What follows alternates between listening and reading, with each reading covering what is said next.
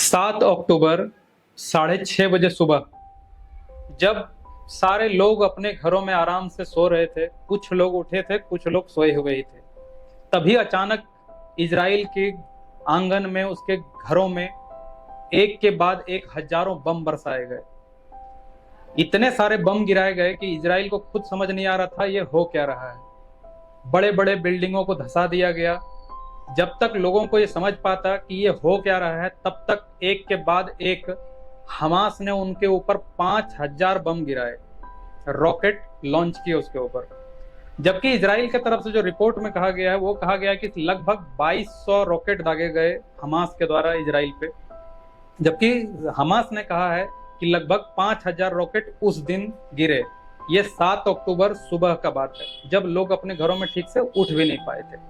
लेकिन बात आता है यहाँ पे ये कि आखिर ये युद्ध क्यों है, दोनों के बीच में ये लड़ाई क्यों हो रहा है, ये आखिर इसका शुरुआत कहाँ हुआ था। तो दोस्तों, आज हम लोग इसका शुरुआत के बारे में बात करेंगे कि आखिर इसका ये शुरुआत कहाँ से हुआ है। आज अचानक ऐसा तो है नहीं कि अचानक ये लड़ाई शुरू हो गई और दोनों के बीच में एक दूसरे के ऊपर ये लोग रॉकेट दागना शुरू कर दिए, एक दूसरे के ऊपर अटैक करना शुरू कर दिए। इसके पीछे कहीं ना कहीं एक स्टोरी रहा होगा जिसपे किसी को सताया गया होगा, तब जाके आज ये पनपा है, जो युद्ध थोड़ा ज्यादा बड़ा हो गया है और इतना निर्दयी हुआ है। तो आज वीडियो में आगे आप लोग बने रहिएगा। अगर वीडियो इन्फॉर्मेटिव लगे तो प्लीज वीडियो को लाइक कर दीजिएगा। आप लोगों के एक लाइक से काफी हमें मोटिवेशन मिलता है। और अगर आप पहली बार हमारे चैनल पे हैं तो प्लीज वीडियो को लाइक और चैनल को सब्सक्राइब कर दें। तो आगे बढ़ते हैं। बात आता है कि आखिर ये शुरुआत कहाँ से हुआ है। दरअसल 7 अक्टूबर को इजराइल में छुट्टी का दिन था। वहां पे यहूदियों का एक धार्मिक ग्रंथ है, किताब है, जिसका नाम है तोरा। और ये साल में लोगों को वहां का पढ़ना रहता है, और जिस दिन ये बुक कंप्लीट हो जाता है उस दिन एक सेलिब्रेट किया जाता है उन लोगों के द्वारा, जिसे तोरा के नाम से जाना जाता है। और 7 अक्टूबर को यही हुआ था। तोरा का फेस्टिवल था, लोग इंजॉय कर रहे थे, लेकिन अचानक ये खुशियां मातम में बदल गया। अचानक देखते देखते 700 से ज्यादा लोग मारे गए। इजराइल को पता चला कि ये हमला फिलिस्तीन की तरफ से किया जा रहा है। दरअसल फिलिस्तीन 2 हिस्सों में बटा हुआ है, एक गाजा और दूसरे का नाम है वेस्ट बैंक। वेस्ट बैंक काफी शांति प्रिय इलाका है, जबकि गाजा में अभी हमास का हुकूमत है। हमास के अंदर में पूरा गाजा अभी है, और गाजा का एक ही मकसद है कि पूरी तरह से फिलिस्तीन को इजराइल में मुक्त कराना, या फिर कहें तो पूरे इजराइल में इजराइलों को वहां से हटा देना और हर जगह पूरा फिलिस्तीन का बोलबाला करना। गाजा पे अभी हमास का कंट्रोल है।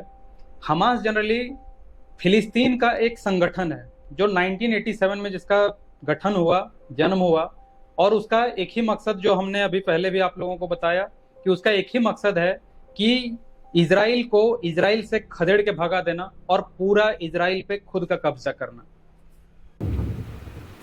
आज इस युद्ध का लगभग 6 दिन हो चुका है और अभी तक लगभग 3000 से ज्यादा लोग मारे जा चुके हैं। लेकिन यहाँ सवाल ये उठता है कि इजराइल की सबसे खतरनाक एजेंसी, जिसका नाम है मोसाद, उसके नाक के तले इतना बड़ा प्लानिंग हुआ इजराइल के ऊपर अटैक का, और उसे भनक तक नहीं लगा। इजराइल का ये जो एजेंसी है, खुफिया एजेंसी मोसाद, ये कहा जाता है कि दुनिया का सबसे खतरनाक एजेंसी है। इससे पंगा लेना यानी कि मौत को दावत देना, ऐसा है। यहां तक कि कहा जाता है कि गाजा में मोसाद का जो अपना एजेंट है वो वहां पे भरे पड़े हैं हर जगह। यहां तक कि कहा जाता है कि वहां के कार, अलग अलग बिल्डिंग, हर जगह जीपीएस ट्रैकर लगा के, कैमरा लगा के उस पर नजर रखा जाता है। लेकिन फिर भी मोसाद जैसे एजेंसी को ये पता तक नहीं चला कि इतना बड़ा प्लानिंग हो रहा है और इतना बड़ा हमला किया जाएगा। दुनिया की इतनी पावरफुल एजेंसी आखिर कैसे नाकाम रह गई। दूसरी ओर यहाँ भी सवाल उठता है कि इजराइल के पास अपना एंटी रॉकेट मिसाइल है, जो हर एक रॉकेट को ऊपर में, हवा में ही उड़ाने का हिम्मत रखता है, और वो भी ये 5000 रॉकेट को रोकने में नाकाम रहा। हमास को लगभग सारे देशों ने एक आतंकवादी संगठन घोषित कर रखा है, जबकि इजराइल को दुनिया के लगभग सारे देशों ने एक देश का मान्यता दिया है। अब बात करते हैं कि आखिर ये लड़ाई का जड़ क्या है, इसका जड़ कहां से शुरू हुआ है, कि लड़ाई झगड़ा हो क्यों रहा है। दरअसल ये पूरा का पूरा लड़ाई सिर्फ एक जमीन का टुकड़ा जो सिर्फ 35 एकड़ का है, उसके लिए ये लड़ाई हो रहा है।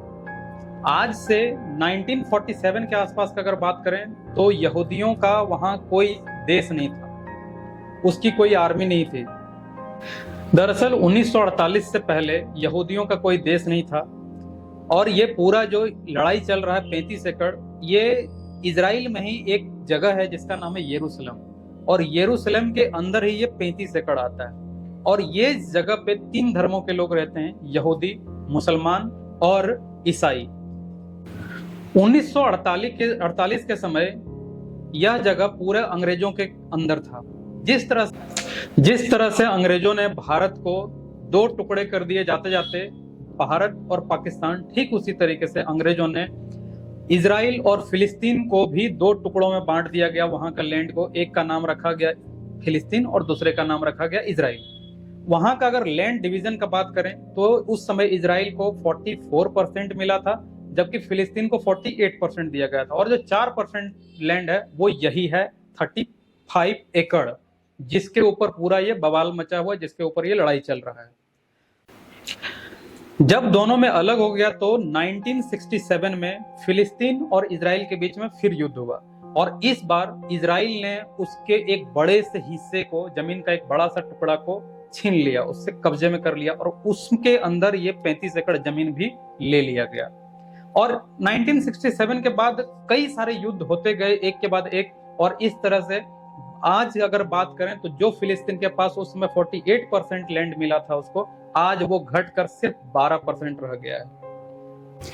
अब फिलिस्तीन के पास सिर्फ 2 ही एरिया बच गया है, जो कि 12% लैंड है, उसमें सिर्फ 2 एरिया, एक को कहते हैं गाजा और दूसरे का नाम दिया गया है वेस्ट बैंक। वेस्ट बैंक काफी शांति प्रिय एरिया है, उसे शांति, उतना ज्यादा किसी से लड़ाई झगड़ा नहीं होता है, उस एरिया से इजराइल को किसी तरह का खतरा नहीं है।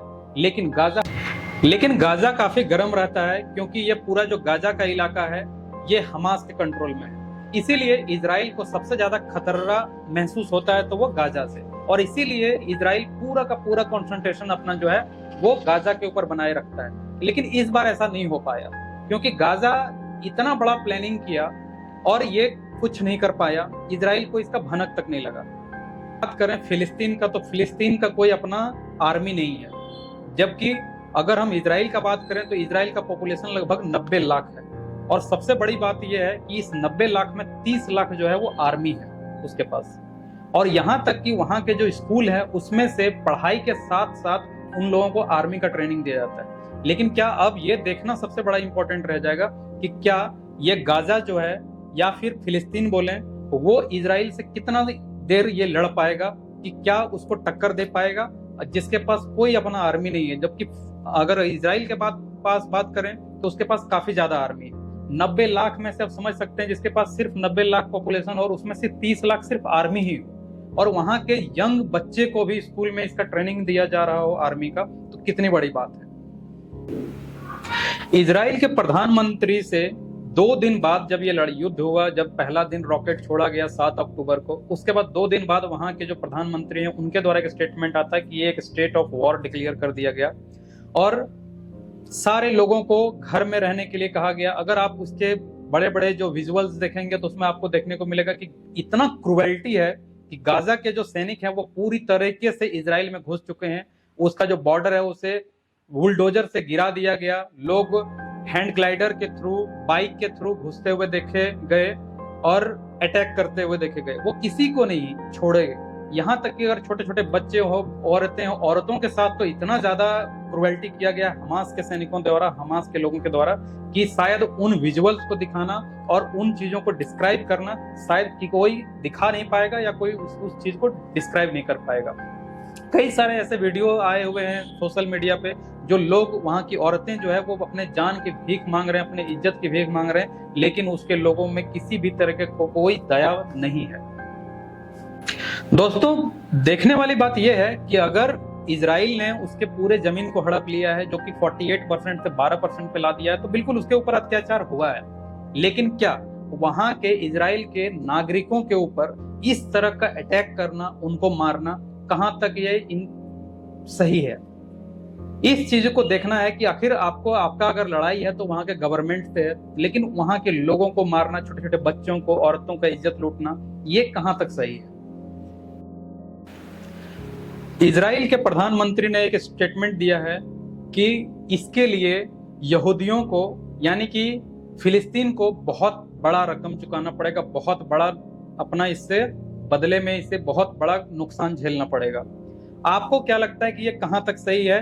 अगर जितने भी लोग इसके ऊपर जुड़े हुए हैं, जितने लोग अटैक कर रहे हैं, जितने लोग आपस में मार काट कर रहे हैं, ये दो देशों के बीच में अगर हो रहा है तो ये सही है, लेकिन आम नागरिकों को ये नहीं मारना चाहिए। आपको क्या लगता है, हमें कमेंट बॉक्स में जरूर बताइएगा। और अगर हाँ, वीडियो अगर आपको पसंद आया हो तो प्लीज एक लाइक, और अगर चैनल को सब्सक्राइब नहीं किए हैं तो प्लीज चैनल को सब्सक्राइब कर लीजिएगा।